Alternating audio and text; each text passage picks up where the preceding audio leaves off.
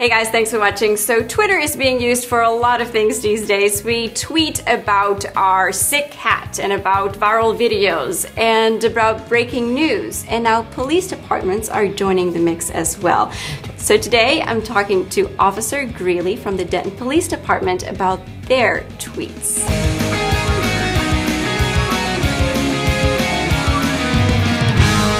So you can talk along with us as well. Just go to Twitter and use the hashtag #WebBeat.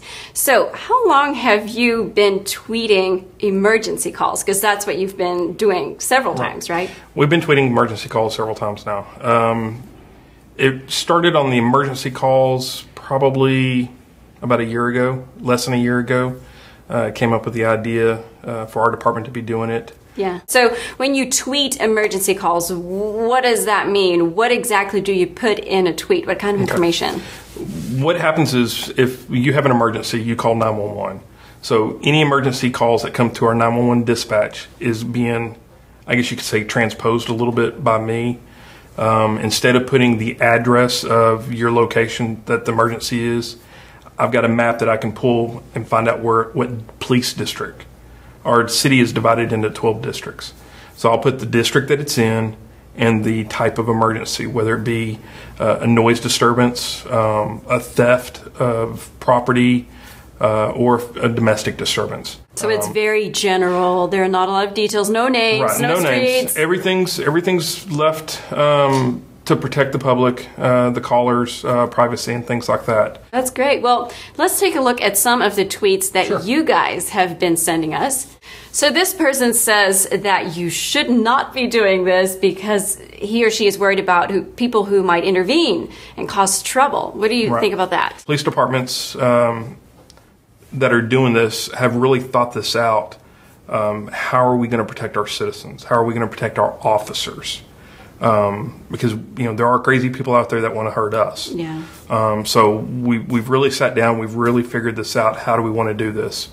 We're just listing the districts. We're not listing, 4,000 block of Timbuktu. Right. It's listed out. No addresses. No addresses whatsoever. So it would be hard to find it unless that person just happened to be on that street next door. So okay, let's take a look at this person who responded through Google+.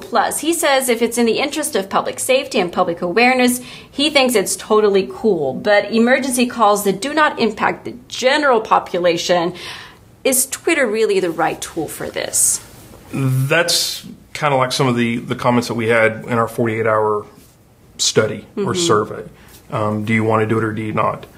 We had several like that. Hey, it's great for once in a while, but we don't want to see it every day type situation. And I understand. I wouldn't want to have, I think we averaged about 100 to 150 tweets for one of our calls. Do I want my Twitter page to be, rolling all the time, those calls? No. So we understand. That's why we don't do it all the time. So let's talk a little bit about how you actually do this, because you are the person who actually sits at a computer and tweets for several hours. For several hours, yes. So how does that work? Is that, it must be pretty interesting to go through all the emergency calls and to pick all the tweets. Have you seen anything that you just can't tweet about? There's some that I just can't do. I'll sit and people don't want to know that the traffic stops. We got an officer that has pulled over a car for speeding or whatever it may be. So I don't do those. Calls that are called directed patrols, they're basically just making sure that a building is locked up at night. Those are too boring. They're boring. They don't want to hear that. They want to hear the action, whether it be, like I said, a family violence, a theft call, a shoplifting call. One of the weirdest calls that I think I've had was, and it got some comments, was a goat on the front porch of a house. A goat. A goat. We don't know where the goat came from, but that was one of the best calls. And people started responding back. That was the best call of the night. The goat. You could end it right there and everything would be great. So yeah. Okay, so this is another tweet and it says, I think it's really cool, but what if we could tweet an emergency to the police? Is that something that is going to happen pretty soon?